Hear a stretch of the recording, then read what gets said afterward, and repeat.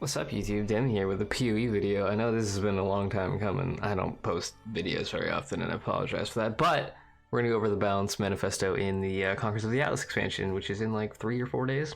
I'll be doing a private league with Unknown Rand, one of my mods, and all of his friends, which is not going to be public.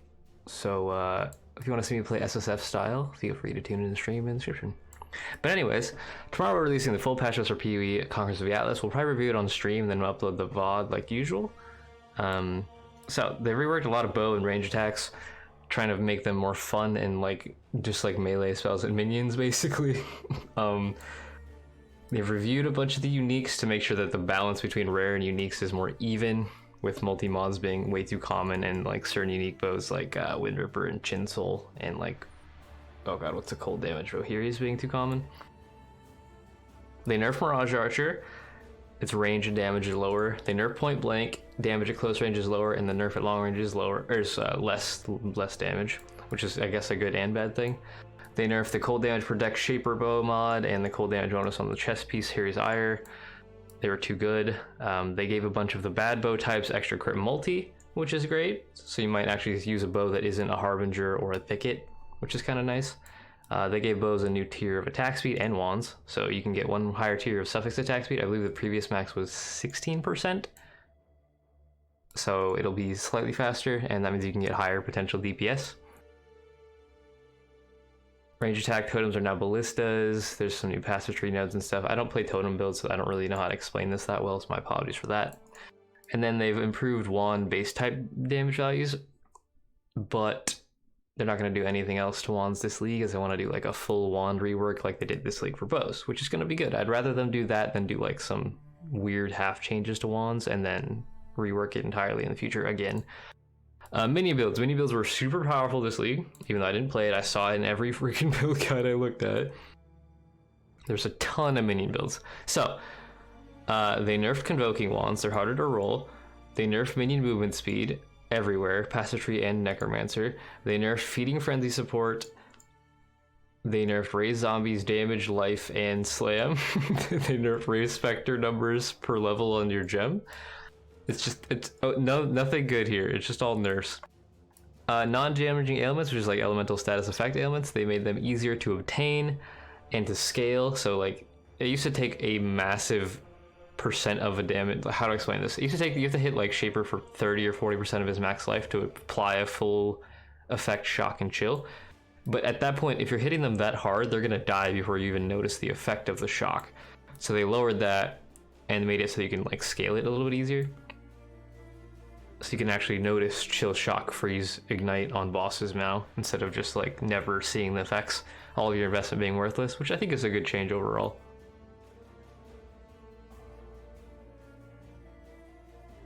In addition to these changes, we've changed non-damaging ailments to care about an ailment threshold when applying an effect instead of the target smash from life, which means that it'll be easier. Just to, which is what I said earlier. I don't know, I'm repeating myself. Chill and shock now have a minimum effect of 5% up from 1%, so that's good. Again, you'll be able to actually notice the effect instead of just nothing. And they've lowered the base shock and chill effect of some things like Sphinktars and Skitterbots and all the other things that apply like generic AoE, chill, and shock. They've nerfed that because it's easier to apply, so you don't really need it as much, which is good. As for this, I haven't actually read this part yet, so we'll see. Monster resistances, armor, and life. As the average character's damage is growing over time, we're going to incrementally updating monster defenses to be more challenging. This thing looking at monster life, resistant armor. So I was actually talking about this with Rand the other day when my mod, I mentioned that earlier, but when I first started playing PoE in 2.0 Warbands League, this is going to sound like a boomer moment, but the game was a lot harder. We didn't have anywhere near the amount of damage we do now. Right now, if you have like, I don't know, 5 to 10x invested in a build, you're probably, if it's a good build, you're probably doing millions of DPS, which is kind of problematic when you realize the highest health monster in the game, then the normal end game is Shaper at 20 million health. So if your average build is achieving like 3 million DPS, the entire Shaper fight can be over in 7 seconds. And it's supposed to be one of the hardest fights in the game. Like it doesn't make sense to be this fast. We're supposed to be a dark, gritty, like ARPG, super difficult game. It's not anymore. Any build can just clear the whole screen constantly. And it just feels weird. So they're kind of addressing that, but if they do it too quickly, people will rage quit. And I'm sure even this is going to make people a lot of quit. Like I personally, like I want that gritty feeling back. I want to be challenged. 2.0 was when Malachi Act 4 was first added, and people were like skipping him and going to mass because it was easier, because he was so difficult at the time. And I miss that. Like there's not really a challenge anymore in the game. So I'm hoping this brings that feeling back without being too much, to a point where the average player can't actually play the game anymore. Like it's supposed to make it harder for everybody, but hopefully mostly for the people who are like me, super endgame, and been playing for like 3, 4, 5+ years now and just don't really have any challenges left. Okay, so they've gonna pass over resistances, they're gonna be more consistent, they're gonna have more resistances in general, especially bosses, so investing in a penetration for boss killing is even more valuable now.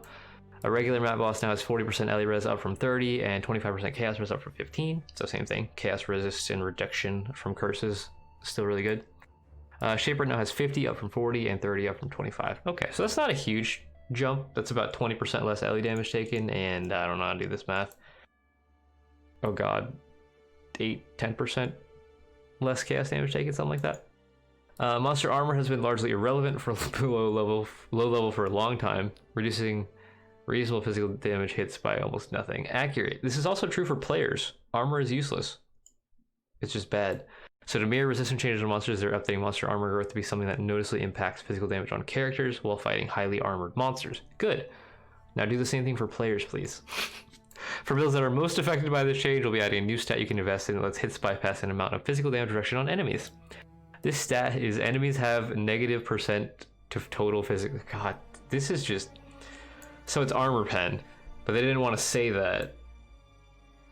It can't reduce physical damage reduction below 0, unlike resistance penetration. This will be found on various weapon notables on the passage tree, as well as a few smaller clusters and new influence modifiers.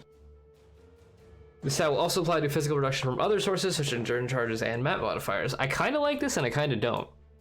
Because if they're just going to sprinkle this generically across the skill tree, where we already are, it doesn't change the way that you build your character. It's just like some power creep to reduce the amount of power creep the monsters just got. I don't know how I feel about it. It depends on how much it scales and how much the monsters scale, I guess. It might be good, it might be bad. We might not even notice a change because of it. We'll find out, I guess. Impale is significantly affected by higher armor values because of how its damage is dealt in many small hits. Impale isn't directly affected by your modifier, so it doesn't benefit from the stat mentioned above.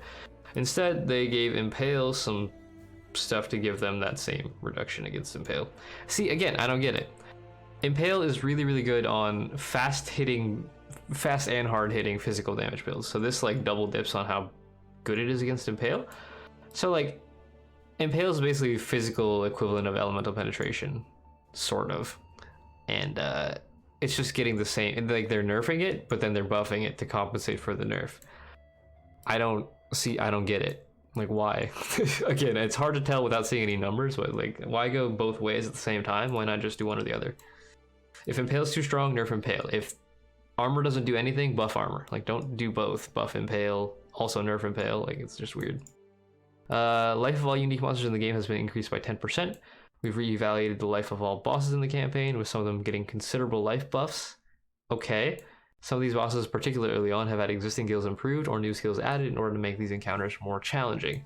They talked about this a lot on the ExileCon thing, the giant reveal of PoE 2.0. You know, they want to make bosses like super interactive, super fun, super challenging again, with a lot of like unique mechanics and acts, and just I think that's a really good way to do it, because some of the bosses early on are like, I'm just hitting a meat stick, like it doesn't do anything, it's boring. But if they give them a bunch of unique attacks and scripting and like telegraphs, then I think it'll be a lot more interesting, and giving them increased life alongside that really makes sense, because otherwise we're still going to one-shot them and we won't even get to see their cool new mechanics, you know?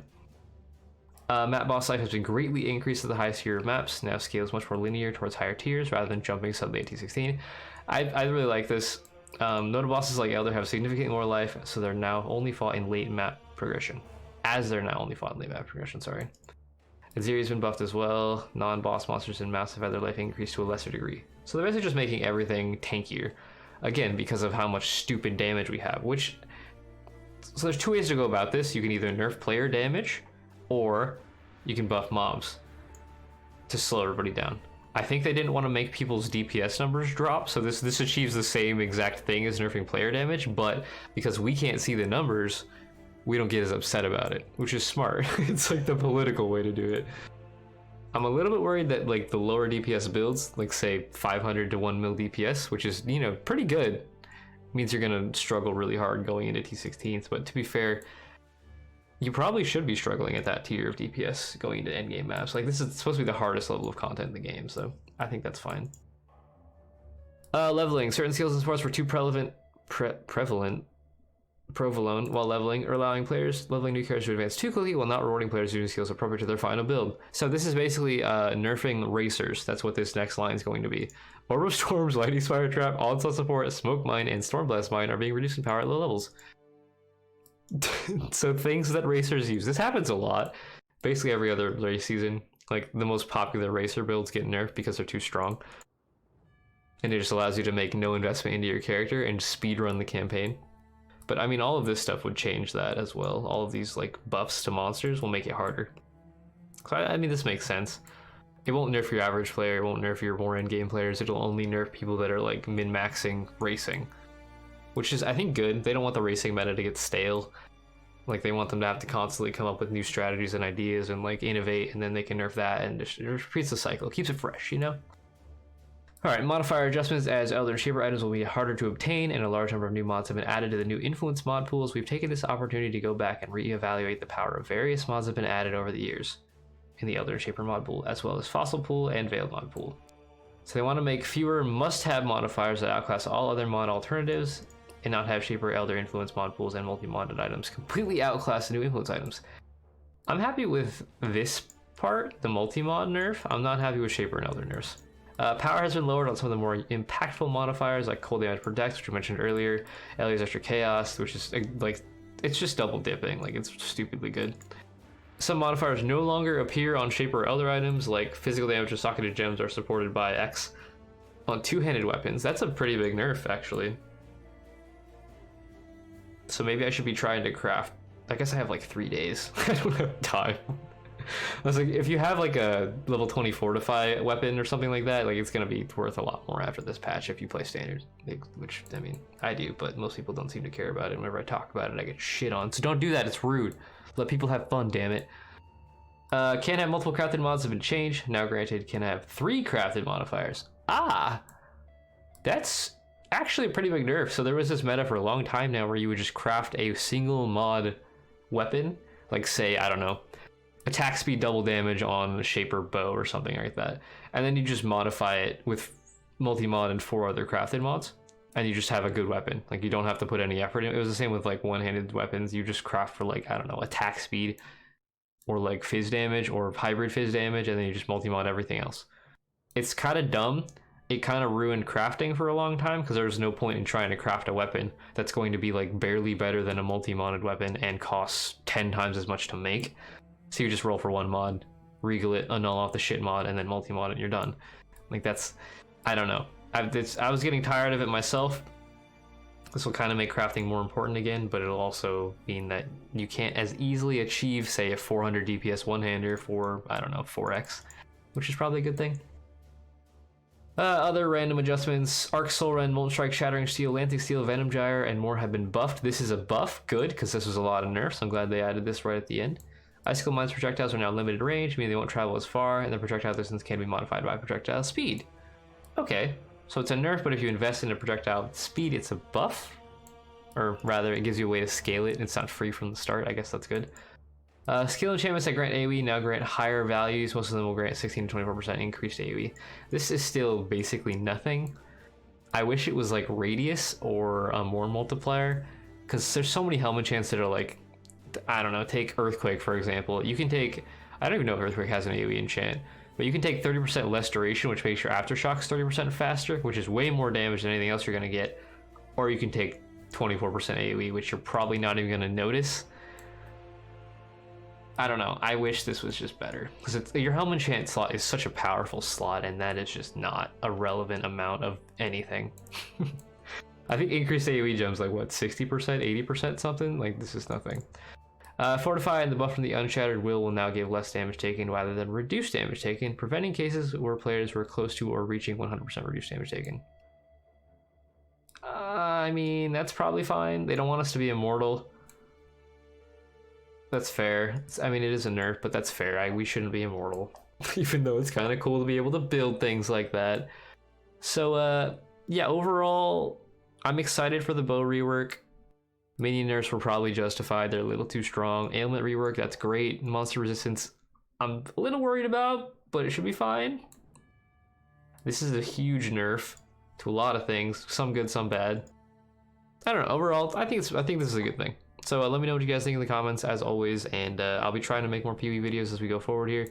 So thank you guys for hanging out, even though I haven't been producing any content or streaming. I appreciate you all. Thank you for sticking around. But yeah, I'll see you in the next video. That'll be demi out.